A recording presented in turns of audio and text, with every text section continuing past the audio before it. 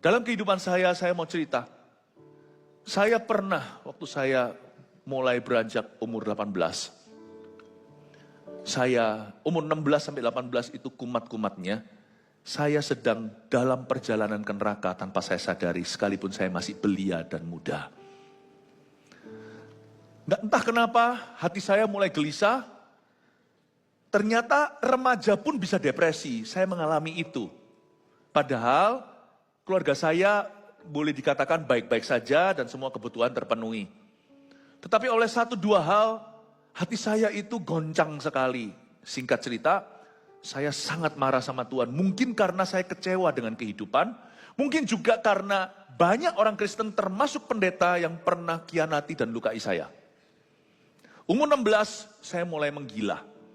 Sekolah akademis tetap tinggi, tapi hati empty. Hati saya itu seperti lubang donat, tidak ada Tuhan di dalamnya. Kosong, hampa. Donat lagi. Suatu hari ketika rumah saya empty, kosong, saya udah gak tahan. Ini mau keluh kesah, saya salurkan dengan dosa, tidak memuaskan. Saya sudah salurkan segala dosa, tidak puas juga. Saya mau marah-marah sama orang Kristen juga percuma. Hati saya itu mencari pelampiasan berikutnya, tiba-tiba iseng kelihatan Alkitab. Alkitab masa kecil saya, yang dikasih mama. Alkitab itu gak pernah saya buka, by the way, menjadi sarang kecoa. Saya ambil Alkitab itu, dan saya lihat Alkitab itu, dengan sinisnya, saya buang Alkitab itu ke lantai, saya injak, gak ada Tuhan-Tuhanan. Itu saya lakukan sungguhan. Sampai hari ini pun saya menyesali perbuatan saya, sekalipun Tuhan sudah ampuni. Saya jadi paise atau sangat sungkan sama Yesus. Saya buang itu Alkitab. Lalu habis itu saya meludahinya. Saya masih ingat saya lakukan itu, karena saya depressed, saya was very depressed. Ketika saya ludahi itu, terjadi sesuatu. Saya hujat Tuhan. Saya ingat, anehnya ya, lucunya. Kita itu waktu sekolah minggu diajari macam-macam. Tapi kok yang kita ingat itu yang gak perlu diingat itu loh. Yang saya ingat itu kata hujat. Jadi saya mau mencoba itu, satu dosa yang belum saya coba. Saya menghujat Tuhan. Please don't try this at home. Jangan lakukan ini. Saya hujat Tuhan, saya tidak perlu ulangi karena kata-kata tak senonoh keluar semuanya. Saya hujani Yesus yang tidak kelihatan. Toh saya nggak percaya dia ada. Saya habisi dia dengan kata-kata saya. Sambil meludahi itu Alkitab, saya injek begitu-begitu sampai semua ada halamannya yang sobek segala. Lalu tiba-tiba terjadi sesuatu. Saya rebah. Ini terjadi sungguhan.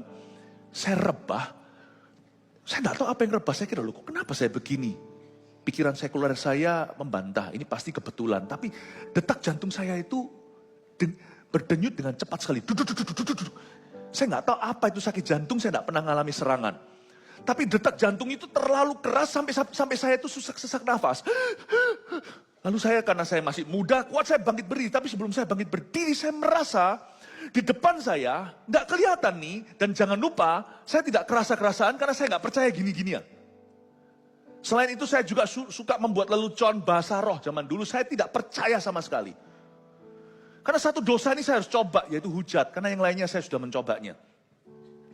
Akhirnya saya, jantungnya berdetak dengan sangat cepat itu, saya nggak tahan lagi. Sebelum saya berdiri, saya merasa di depan saya ada seorang sosok yang mau tampar saya.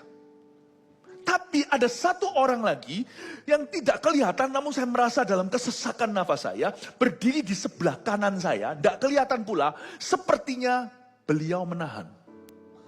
Ada yang mau tampar, saya rebah, di sebelah saya itu, saya dengar suara lembut. Saya kira saya gila kok, saya kira saya halusinasi. Karena saya tahu saya depresi, mungkinkah ini salah satu daripada halusinasi? Ternyata bukan, itu pengalaman rohani. Di tengah-tengah badai taufan saya, ada satu sosok berdiri di atas airku yang membuih-buih dan keruh. Tenanglah, ini aku. Tapi yang Tuhan tenangkan bukan saya, karena yang marah adalah malaikatnya. Di sebelah saya, sebelah kanan. Saya tidak tahu ayat firman, karena firman berkata Tuhan berdiri di sebelah kananku. Kepada siapa aku harus takut?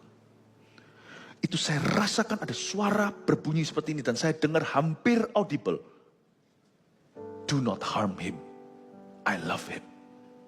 Jangan lukai dia, aku mengasihi dia.